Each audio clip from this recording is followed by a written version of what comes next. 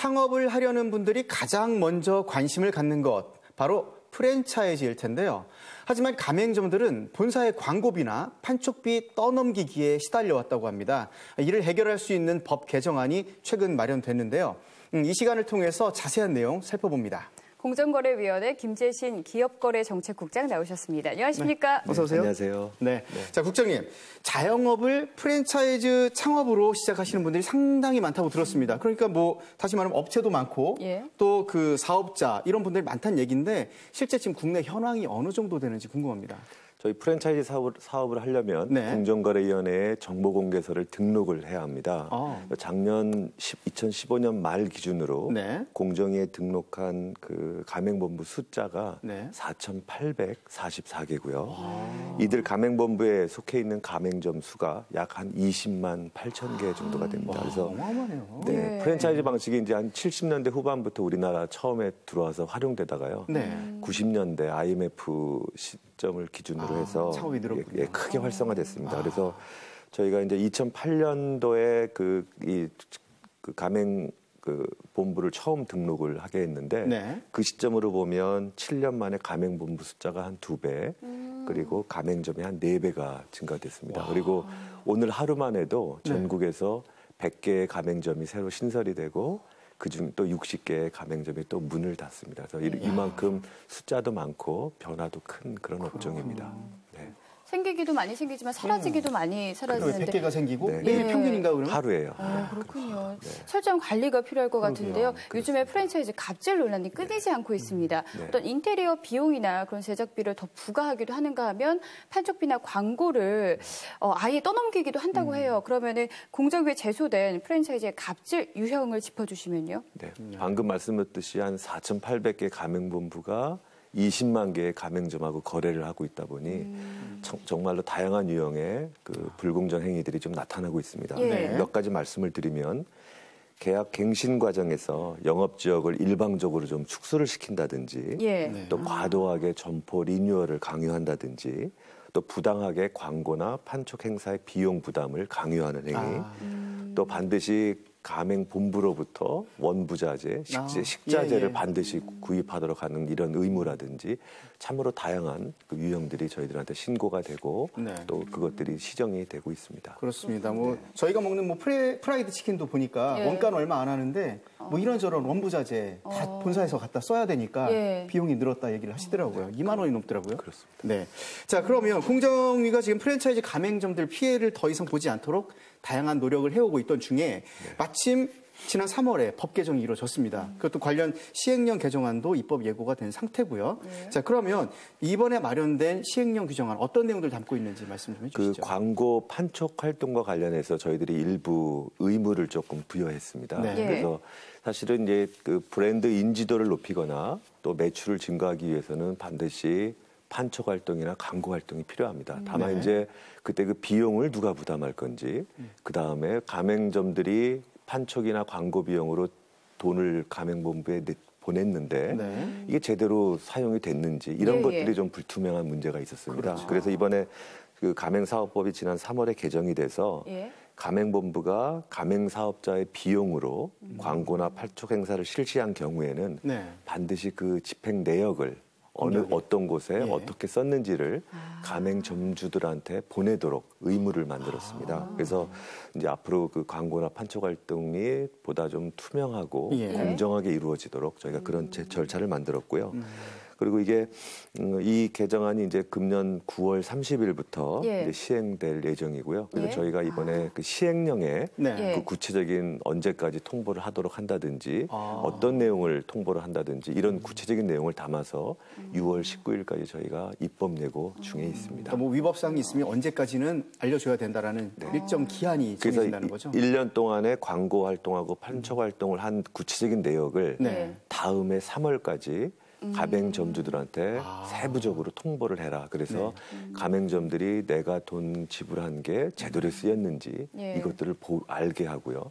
그런 걸 통해서 가맹본부가 이제 그 돈 받은 것을 원래 목적대로 제대로 쓸 수 있도록 네. 간접적으로 이렇게 강제하는 그런 효과가 있습니다. 투명하게 운영이 되면은 가맹점들 불이익받는 일 좀 많이 줄어들 것 같고요. 또 그렇습니다. 오늘 시청자들이 굉장히 유용한 이제 정보를 얻어 가실 수 있을 게 요즘에 이제 프랜차이즈 창업이 늘어나는 이유가 이제 어떤 월급보다는 조금 더 많은 수익을 얻길 원하고 그래서 처음으로 사업을 도전하는 경우도 많은데 그러다 보니까 종류가 너무 많아요, 사실. 맞아요. 그래서 어떻게 선택해야 될지 좀 어려우신 분들도 있을 텐데요. 좀 이런 고민을 덜어드릴 수 있는 방법 어떤 것들이 있을까요?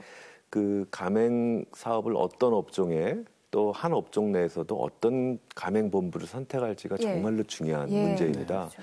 사후적으로 돈 투자를 다 하고 있는데 사후에 피해를 구제하는 건 상당히 어렵거든요. 시간도 많이 들고요. 그래서 이제 사전적으로 이제 그 꼼꼼히 검토해서 이제 선택하는 게 중요한데요.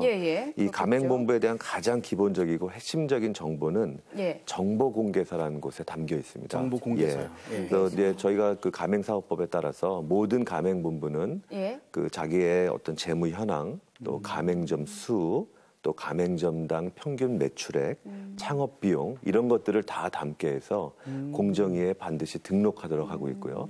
공정위는 그거를 받아서 가맹사업거래 홈페이지가 있습니다. 거기에 모든 4,800개의 가맹본부의 정보공개서를 다 올려놓고 공개하고 있습니다. 그래서 그 가맹 희망자들이 어떤 업종을 선택할지 또 어떤 그 업종 내에서 어떤 가맹본부를 선택할지 그 정보공개서를 보고 꼼꼼하게 검토하고 그렇게 해서 선택하셔야 될 것이 가장 중요합니다. 지금은 정보공개서인데 이제 앞으로 이걸 직접적으로 뭐 인테리어 비용이라든지 창업할 때 어떤 것들이 더 필요한지 알 수 있는 정보를 주는 가맹 희망 플러스 구축할 예정이라고 지금 저희가 알고 있거든요. 어떤 내용인지 좀 설명해 주시죠. 지금 정보공개서는 지금 각 가맹본부가 제출한 거를 그대로 공개하고 있습니다. 그래서 가맹 희망자들이 그 여러 가지를 가지고 자기가 비교를 하고 분석을 해야 되는데 이게 불편하고 쉽지가 않습니다. 그래서 저희가 이제 여러 가지 정보들을 업종별로 또 업종 내에서 가맹본부별로 저희들이 유용한 정보들을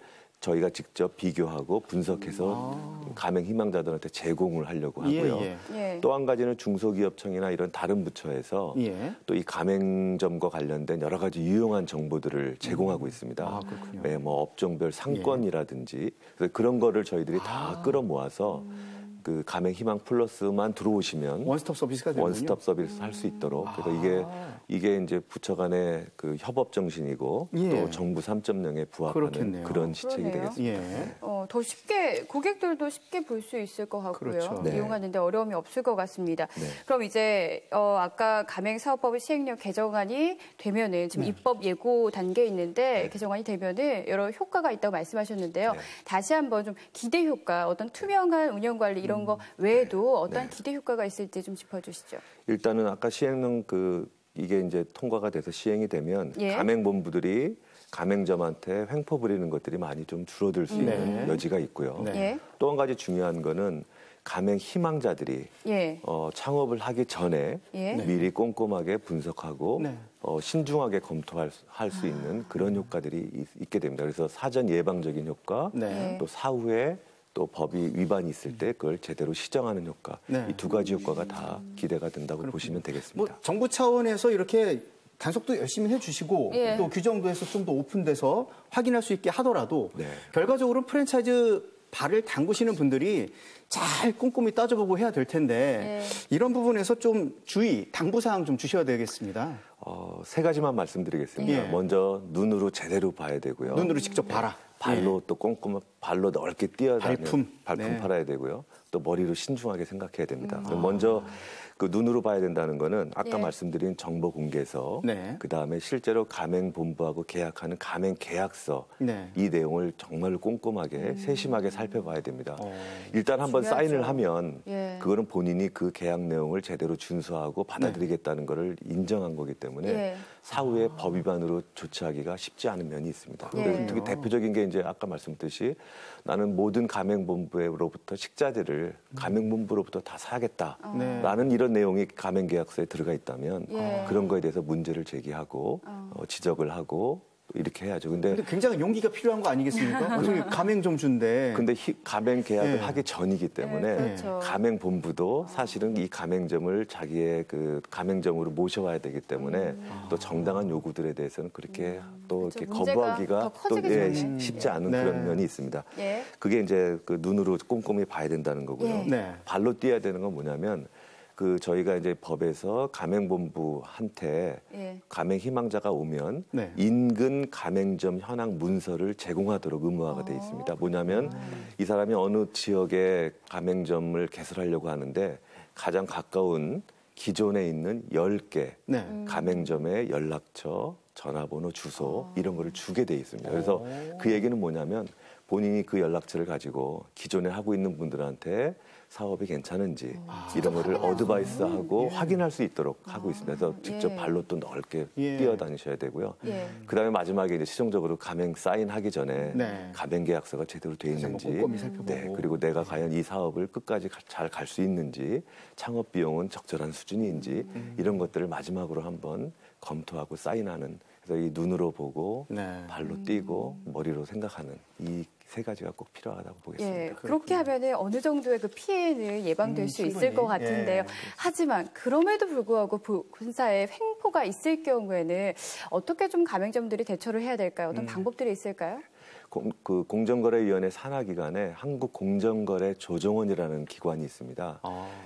여기는 이제 양쪽에 가맹본부하고 가맹점을 양쪽을 불러서 예. 서로 법 위반이 있는지 네. 또 거기 피해는 얼마나 발생했는지 네. 이런 조정안을 만들어서 양자 간의 합의를 유도하는 기관입니다. 그래서 한국공정거래검정원. 조정원. 조정원. 네, 분쟁조정원. 그래서 지금 저희가 자막으로 좀 구현해드리고 있는데 예. 공정거래위원회 가맹사업거래에 대해서는 조정원을 통해서 확인할 수 있다. 그렇습니다. 그럼 예. 그쪽에서 이제 그 위원님들이 예. 양쪽의 의견을 듣고 적절한 조정안을 만들어서 양쪽에 권고를 합니다. 그래서 그걸 수용을 하면 예. 이제 바로 뭐 피해 보상을 받고 네네. 할 수 있고요. 예. 그 또 한 가지는 그렇게 안 되는 경우에는 공정거래위원회에 신고를 해서 네. 공정위가 조사해서 제재할 수도 있고요. 또 최근에는 이제 이 의뢰 입장에서 신고하는 게 쉽지 않아서 예. 그렇죠. 저희들이 익명제보센터를 금년 3월부터 예. 이 가맹 사업 분야에 대해서 시행하고 있습니다. 그래서 네. 그건 저희가 IP 주소도 네네. 수집하지 않고요. 저 본인 이름도 정말요? 안 써도 돼요. 그래서 어떻게 저희가 좀 많이 실질적이네요. 그렇게 네. 3월부터 했으면 좀 예. 접수 좀 되고 있나요? 예, 있습니다. 그래서 저희가 그것들을 들어오면 그 대신에 누가 신고했는지를 저희들도 모르고 또 조사하는 과정에서도 노출이 안 되도록 예, 예. 그러니까 그 한 건만 가지고 하는 게 아니라 그 여러 건을 같이 묶어서 이렇게 조사를 해서 네. 익명 제보하신 분이 보호될 수 있도록 그렇게 조치하고 있습니다. 그래서 공정거래 조정원에 가시고 거기서 해결이 안 되면 공정위에 네. 찾아오시면 저희들이 법에서 허용하는 최대한 범위 내에서 네. 그렇게 억울한 것들이 해결될 수 있도록 그렇게 노력하겠습니다. 항상 소비자의 편에 서 계신 것 같아서 든든합니다. 예, 그렇습니다. 네, 지금까지 프랜차이즈 가맹점 피해를 막기 위한 제도 개선과 또 주의점에 대해서 살펴봤습니다. 함께해 주신 공정거래위원회 김재신 기업거래정책국장님 오늘 도움 말씀 고맙습니다. 네, 감사합니다. 고맙습니다. 네.